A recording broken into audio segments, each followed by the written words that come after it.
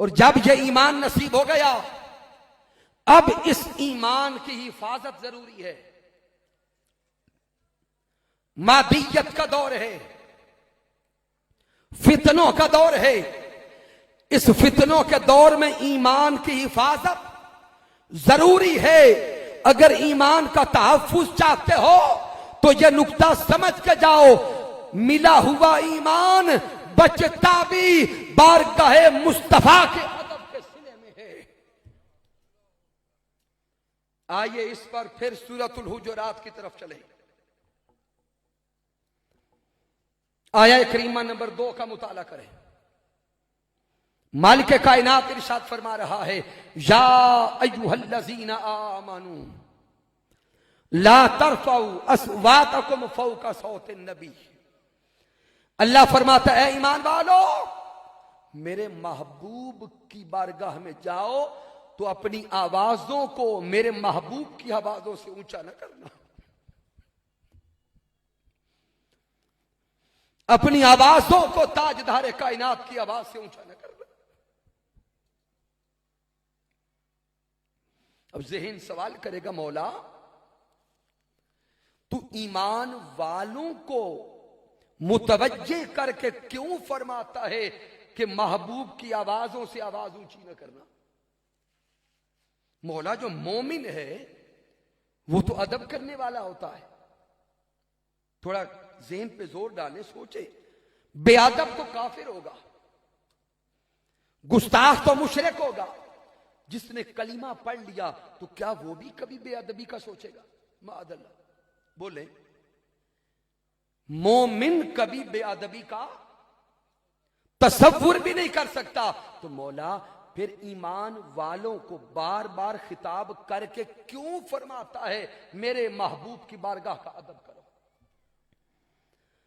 कभी रब्ब कायनात सूरतुल बकरा में फरमाता है, या अय्युहल्लज़ीना आमनू ला तक़ूलू राइना। फिर कभी सूरतुल हुजुरात में फरमाता है, या अय्युहल्लज़ीना आमनू ला तुक़द्दिमू बैना यदाइल्लाहि व रसूल। फिर फरमाता है, या अय्युहल्लज़ीना आमनू ला तरफ़ऊ अस्वातकुम फ़ौक़ा सौतिन नबी।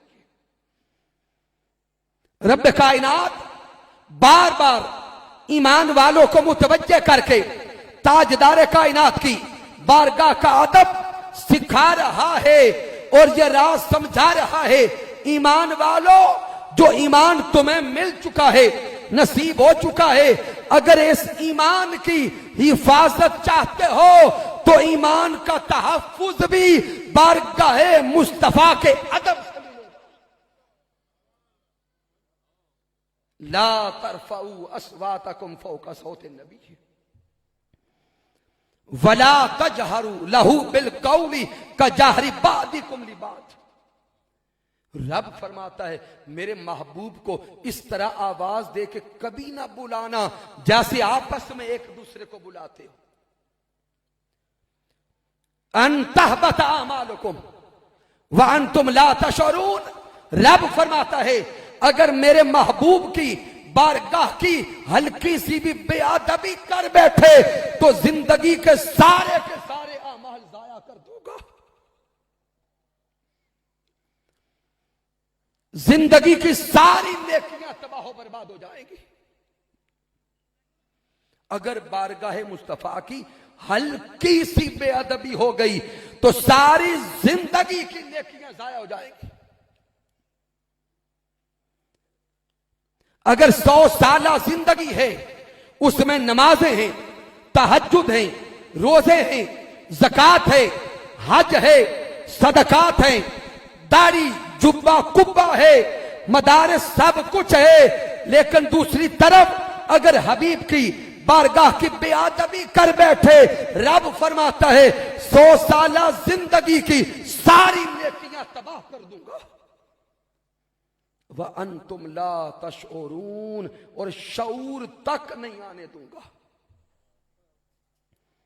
सामीन मोहतरम, आइए अकल के पैमानों पे तोलते हुए फिर सवाल करें रब की बारगाह में, मौला अगर बारगाह मुस्तफा की बेअदबी माअल्लाह गुनाह है, क्या गुनाह है और गुनाह कबीरा है, तो मौला इस एक गुनाह के बदले एक नेकी जाया करता।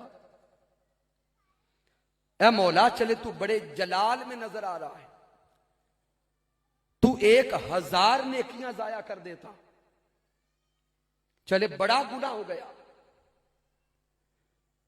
तू बड़ा नाराज सही मार, तो 1 साल की नेकियां मिटाता। मौला सारी जिंदगी की नेकियां क्यों मिटाता है? तो आई मैं उलूमुल कुरान नुक्ता समझाते, अंतः बता मालुकुम, यह अल्फाज बता रहे हैं कि जो बारगाह मुस्तफा की बेअदबी करता है वो गुनहगार नहीं बनता, वो बदबख्त काफिर बनता है, वो मुर्तद तो काफिर बन जाता है। और जो मुर्तद होता है उसी की सारी नेकियां जाया होती हैं।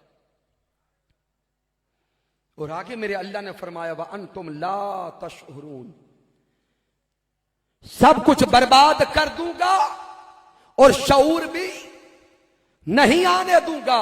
मौला शऊर तो दे देता कि लुट गया, खबर तो हो जाती कि बर्बाद हो गया। तो रब्बे कायनात फरमाता है मेरे महबूब की बारगाह की बेअदबी माअज़ल्लाह, ये इतना बड़ा जुर्म है कि तुम्हें शऊर भी नहीं आने देता, इसलिए कि अगर शऊर आ गया फिर तो रोने लगेगा, फिर मुआफी मांगेगा, फिर इल्तिजा करेगा, मुनाजात करेगा, तौबा करेगा। रब फरमाता है इस बारगाह की बेअदबी करने वाले को मैं तौफीक के तौबा भी नहीं देना चाहता।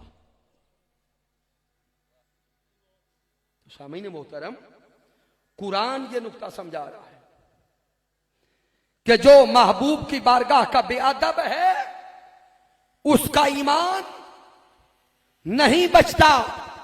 तो हमें कुरान और हदीस से यह नुक्ता समझ आ गया कि ईमान दर हकीकत नाम ही बारगाह मुस्तफा के अदब में फना होने का है। ईमान मिलता भी अदब मुस्तफा से है और मिला हुआ ईमान बचता भी अदब मुहम्मद मुस्तफा से।